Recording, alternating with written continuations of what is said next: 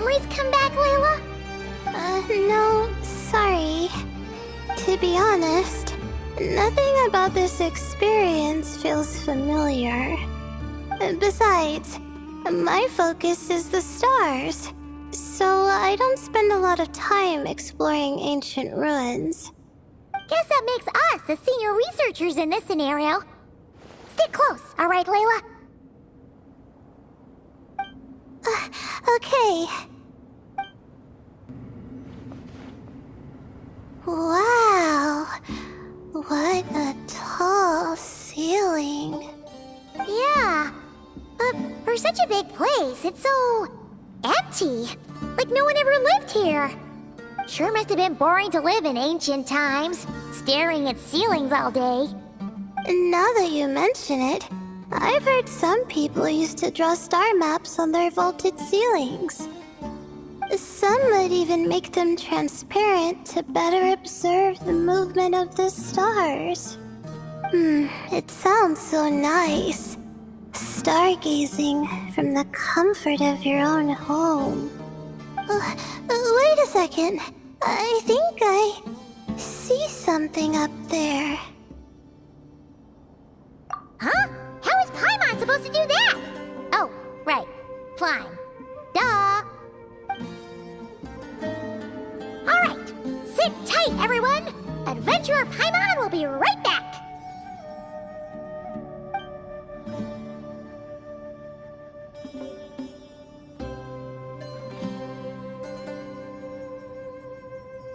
Okay, so, there's nothing super special up there.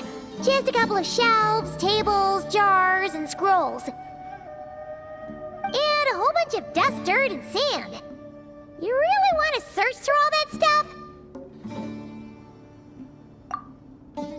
Well, when you put it that way... Come on then, let's see what we've got. Paimon's hoping for something super valuable. Thanks. I'll stick close. I think that's everything. Most of the documents are in the ancient desert script, except these ones. These seem old as well, but the handwriting makes them stand out. Right! Let's arrange them in chronological order before we read through. Okay, now let's take a look.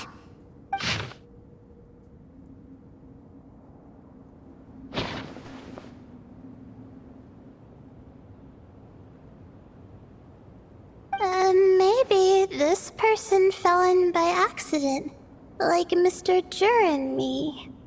Yeah, maybe. But they don't sound super worried about their situation. So, either this person's an ace adventurer, like the Traveler, or some kind of super optimist. An optimist, huh? Oh, I wish I could be that sort of person.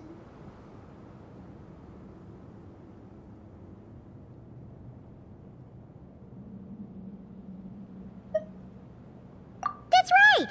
You're detailed and passionate. Great qualities for an adventuring buddy.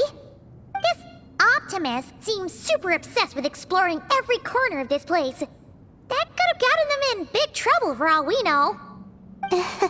Well, I appreciate the compliment. It's almost magical how words like that can make you feel like you can do anything. I only wish that magic could last a little longer. Until I figure out my new study topic, at least.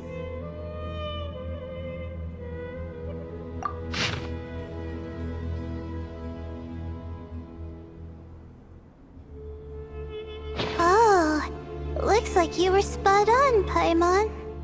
See? Told ya! That's what happens when you don't think things through.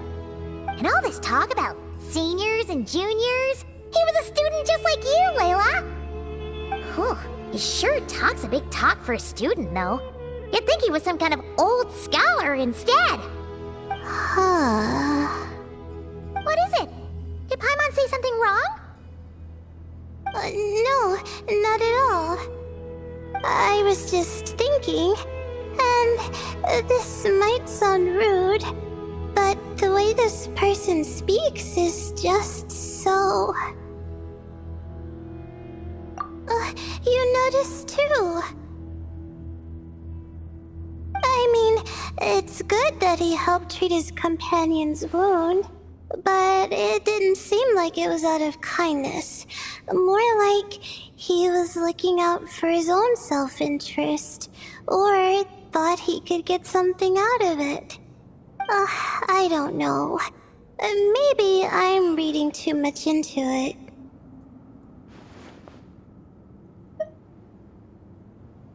Yeah.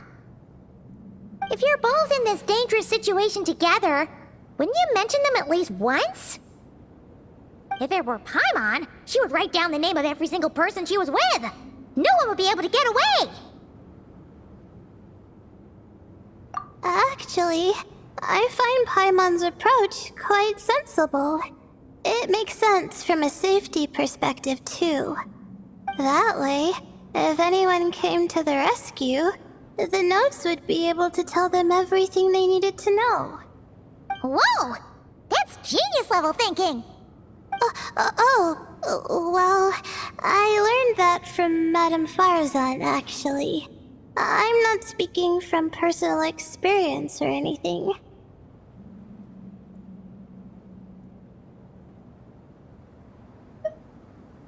Oh, no! I'm just a student.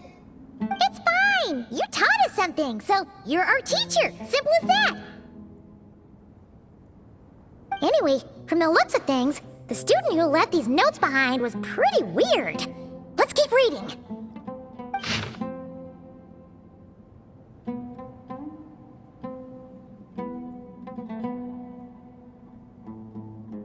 Whoa! Hang on! That's a lot of information.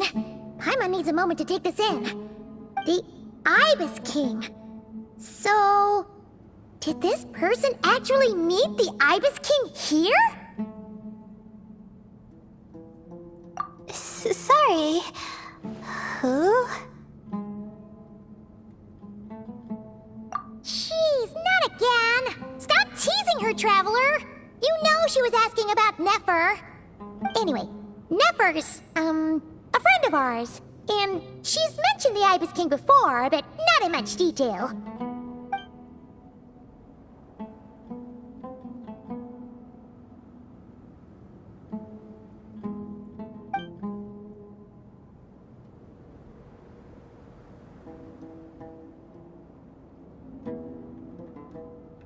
Oh, I see. Well, that's not too surprising. Most people in Sumeru know about King Deshret, and most in the academia have at least some knowledge on the 7 pillars. Legend has it, King Deshret ruled the desert at the head of several wise retainers, guiding their people to pursue the limits of wisdom. He also left behind treasures for future generations, which continue to be relevant in nearly every research discipline. Now, this message indicates this student and his senior were rescued by the Ibis King. But to think it's possible to meet him in a place like this... We don't know when these notes were written, but didn't the 7 pillars disappear a long time ago?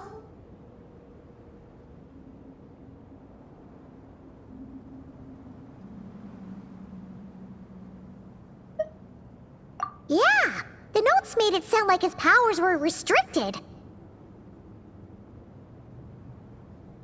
Also, the mention of this form?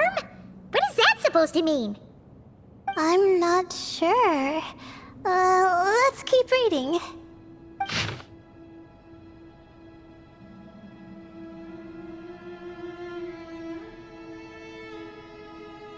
Oh, this is the last page.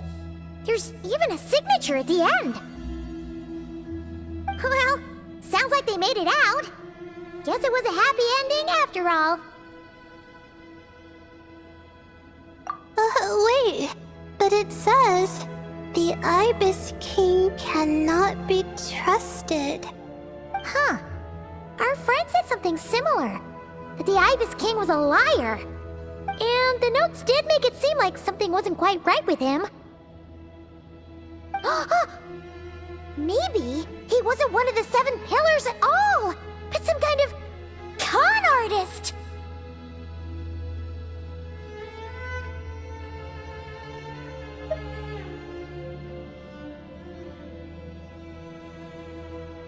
Huh?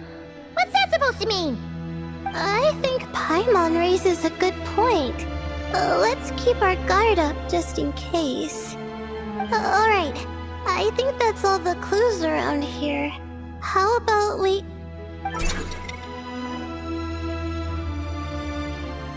Oh, it's Marak! That means Kaveh and the others should be around here, right? Hello? Anyone up there? Can you hear us? Yeah, we can! You know, sound travels just fine in an empty chamber like this. You don't have to shout. Of course, if you're shouting to express your excitement at being reunited, by all means, pretend I never said anything. Yelling like this is kinda exhausting. Come on, let's head back down.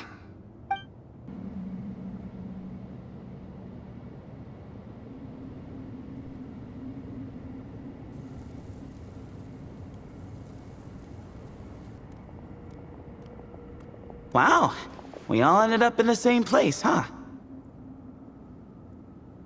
Yeah, what a coincidence.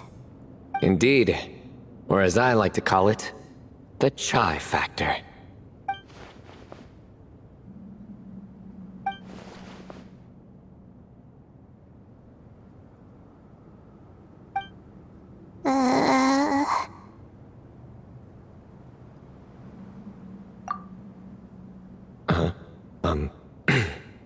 No reply? Just say it. All right. Because it's spice to sweet brew again.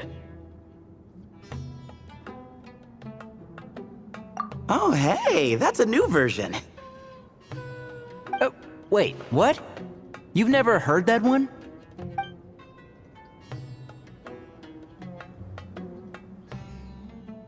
What are you looking for? A place to sit and read my book. Oh, great. What else is new? Well, looks like everyone made it through unscathed. Let's take this chance to get some water, rest a bit, and discuss what we learned. Sound good?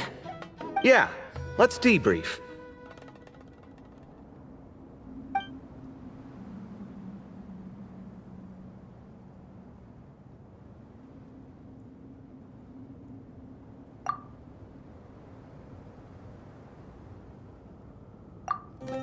Okay, so we all learned a lot, but it feels like we ended up with even more questions. Yeah, but one thing's for sure. This place is tied to the Ibis King in some way. Hey, Sino. You're the current representative of Hermanubis. Can you call him up for a sec? Of course. Just let me sense his presence.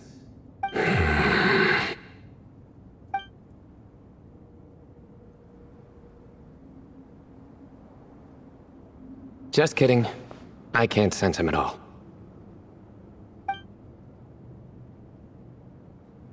Jeez, Sethos. Did you set him up for that one? What are you, a two-man act? Sorry, Hermanubis isn't like the Ibis King. He can possess me, but I can't talk to him whenever I want. Oh, truly? Does that mean he's gone? I would have liked to reminisce about old times with him. Ah, the cat! It speaks! Of course it speaks. In fact, it is not an it at all. You do me a great offense. My apologies. Esteemed cats, sir?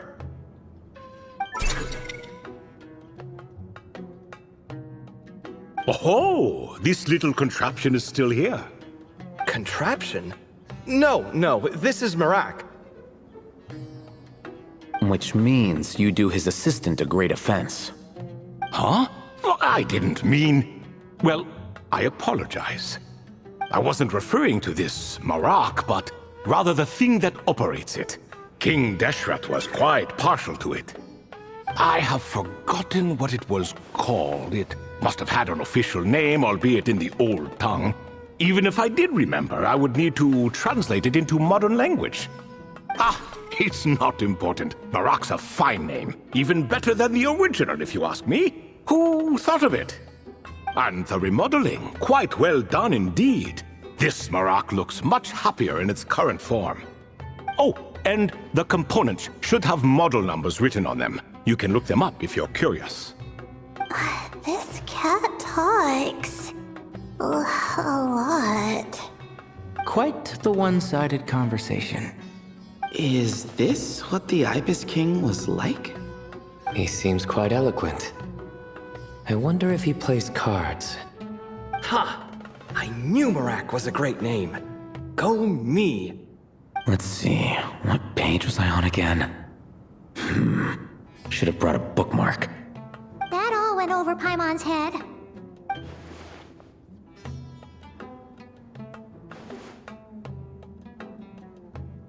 Hello indeed. For you to know my name. Yes, I was not mistaken. You are special among your companions. But you are all guests. It is only proper to invite you in. Come then, this way.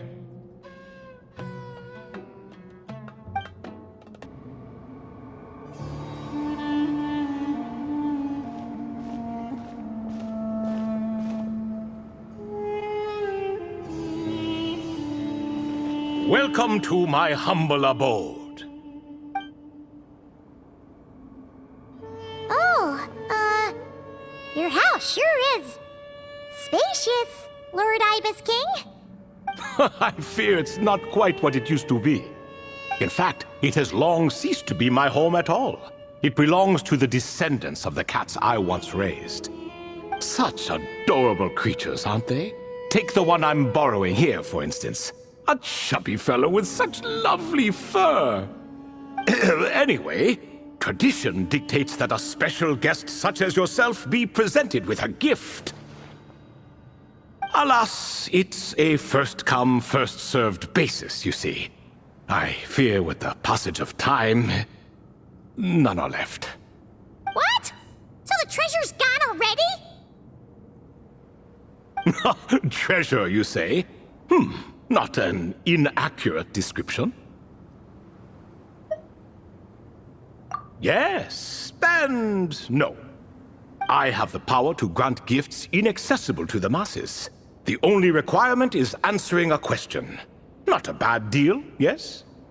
Of course, my questions were given unto me by King Deshret, who in turn received them from the Mistress of Flowers.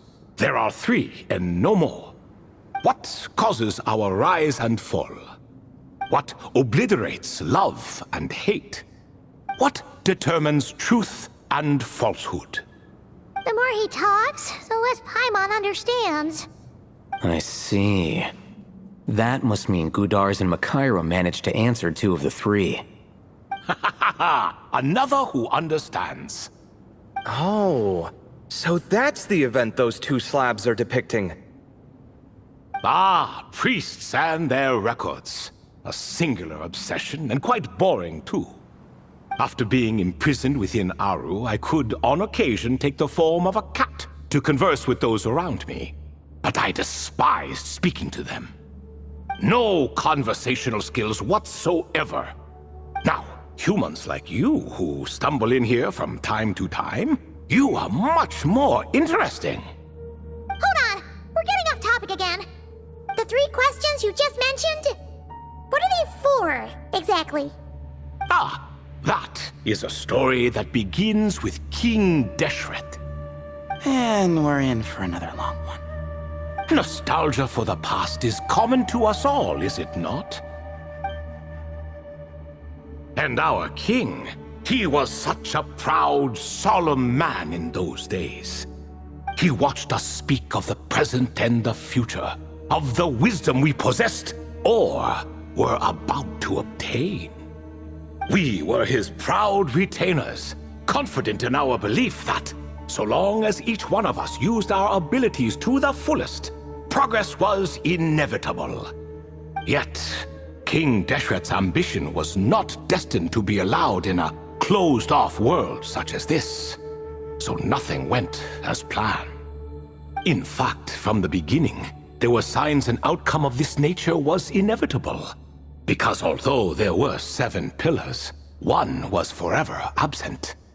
Al-Ahmar would insist the Dendro Dragon Sovereign was one of us, but the dragon herself rejected that idea. Huh. Like a card you can never seem to draw from your deck. More like a card that was never in the deck to begin with. Alas, that's just who Al-Ahmar was. There was nothing we could do about that. And I always preferred chess to cards. In the end, life grew unbearable for our king. But, of course, those who remain must continue to live on. But subjects like us were less fortunate. After all, the fate of a retainer is decided by the king, including the chance to walk away. So it was then that King Deshret had Kroko, Goti, and I locked up within Aru, where we remain to this day. Krako. Goti? Ah, of course. You're more familiar with their full names.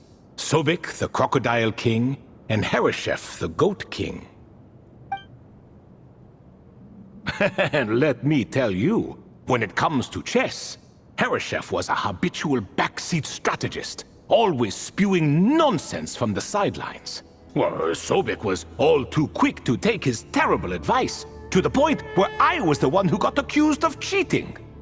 Chess is an exercise in patience, and that man couldn't sit still to save his life. He could never excel at that game. In fact, neither of them were good at chess. Even so, we played together often, and since I was always the winner, we got along quite well. What are you laughing at? Were we not good friends? No one's laughing. Paimon would never. No, not you, it's Goti. He's laughing for no reason again. Can you not hear him? Ah, right, of course you can't. The two of them are inside Aru, as am I, so only I can hear them. What is even going on here? Has he, started to lose it after being trapped for so long? That does happen to prisoners serving life sentences. Speaking of which, how's Azar doing these days? I doubt he's doing much of anything. Just what I wanted to hear. What is the meaning of this? You doubt my words? I have half a mind to not talk at all. Oh, no. They're not questioning you, Lord Ibis King, just discussing other things. Please, continue. In that case, where were we? Getting to the part about the 3 questions. Hopefully. Ah yes, we're almost there. Before I entered Aru, King Deshret said I could be released from my eternal seal if I chose humans who could provide the correct answers to those 3 questions. The first person who caught my eye was Gudarz. I asked him, what causes our rise and fall? He answered, conspiracy and betrayal, for it renders the righteous and wise unable to succeed, and thus nations fall. I found his answer quite interesting, so I bestowed upon him the power to deceive. The second human I chose was Makaira. I asked her, what obliterates love and hate? She said unto me, I have nothing left to lose. Vengeance alone can quench both love and hate. I found this to be another fascinating response, so I granted her the power to be loved. But both of them ended up... Now then, young one, riddle me this. Did their answers point to this fate, or was it the power I bestowed upon them that determined their end? I'm just an observer who doesn't understand their circumstances, so I can't answer. A clever reply. I do not wish to comment either. It is all in the past at this point. My only wish was for their answers to be acknowledged by King Deshret's rules and bring me one step closer to freedom. As for the final person, her fate remains to be seen, so I will not reveal her name.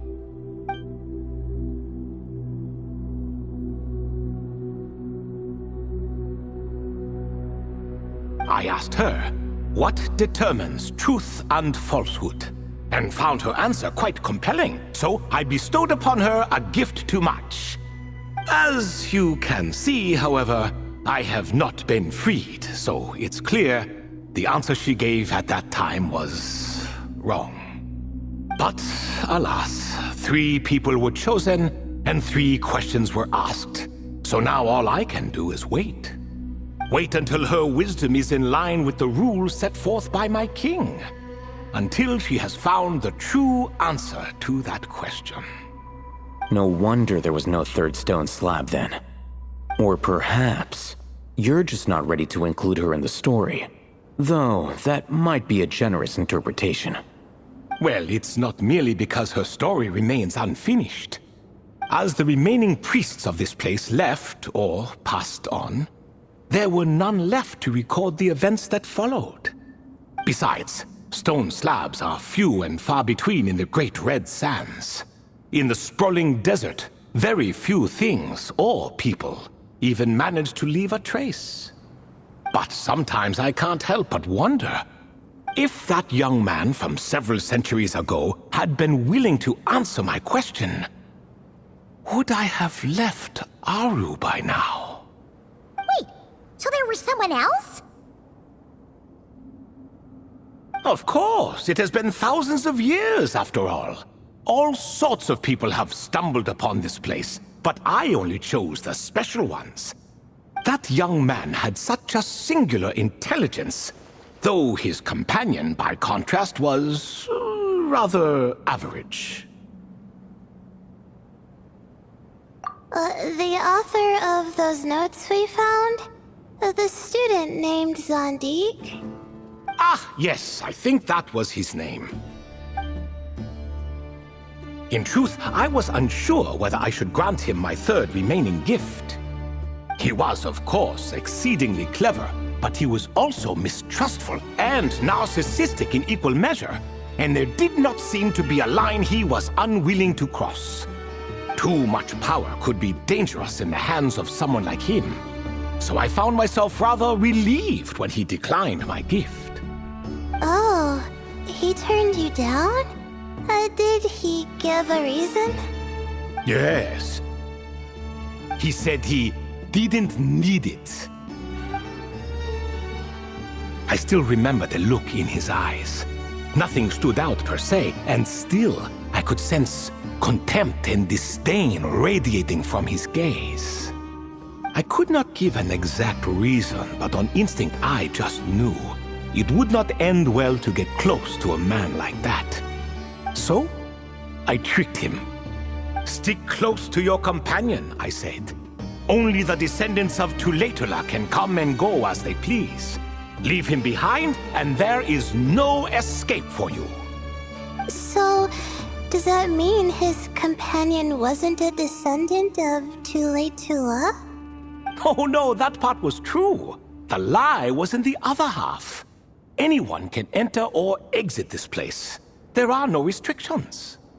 I saw that his companion was exhausted and was concerned Zandik might leave him behind, or worse, that some other accident might befall him. So I made up an excuse to prevent Zandik from going a step too far. Oh, and speaking of, Sandik's companion had the same blue hair and pointed ears as you. Wait, does that mean Layla's also a descendant of Tuletula? Indeed. When Hermanubis founded that city, he took in many who had nowhere else to go. Today their progeny are scattered to the 4 winds, and indeed are far more numerous than I could have imagined. So the person you protected could have been my ancestor. Yes, yes. You're very welcome for that. Could I ask another question, Lord Ibis King? Of course. I have nothing but time, I'm afraid. Did you also save me and a man named Jur? I did. You two were quite unlucky bumping into a device King Deshret once used to measure human brain power. That contact caused more knowledge than you could handle to flood into your minds. So I replaced that knowledge with simpler, repetitive information. Of course, the side effect being the same thought repeating over and over again in your mind, but that should resolve itself in time. How many moons are there in the sky? Yes, that was the phrase I used in your head. I forgot the other one, though. I believe it had something to do with food. Both were spur-of-the-moment decisions, so no need to dwell on the meaning too much. Oh, I see. Thank you, Lord Ibis King. As I said, young one, you are most welcome. If you're inclined to return the favor, perhaps you could turn off that device so no one else can trigger it? There's only so much a cat's paw can do, so I'm afraid this is something I must leave to you. Or Marak, I suppose. Oh, splendid! Another one bites the dust. Such is the fate of things here. Day by day, little by little, the remnants of ages past fade into obscurity. For that reason, the gifts of bygone eras, be they tied to your blood or technological in nature, are not to be revered. They are tools, nothing more. Disrespectful? I simply make the most of what I have. Besides, our king has been gone all these years. What good does it do to revere him now? Oh, are you talking to the Goat King again? No, Croco this time. He's pestering me for another game of chess. Says he wants to even the score. Wishful thinking, if you ask me. If we counted one push-up for every loss, he'd owe me 300,000 by now. Of course, that's just a rough estimate. I've never kept count. It appears that's something you like. Being someone unable to be defeated. I suppose so. All right then. Time for me to extend my winning streak, and for you all to head home.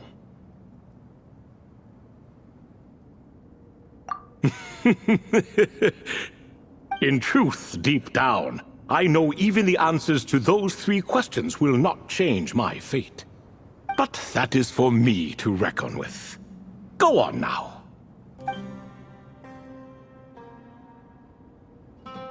Excuse me. Do you even know what time it is? I've harvested 3 crops of tomatoes while you've been gone. You're exaggerating, Professor. I'm making a point. There's a difference. The sincerest apologies for keeping you waiting, Professor Cyrus. See, that's what I call manners. Now, are any of you hurt? Nope. It went way smoother than we expected, actually. I presume the investigation is complete then. Come, tell me all about it. Oh my, did you luck out? If you've read the work from the Vahumana Dashan, you would know that the Ibis King has, well, let's call it a mixed record. Perhaps he softened up a bit in his old age, and that's why he chose to help you. Or perhaps he just didn't have a good enough reason not to help us.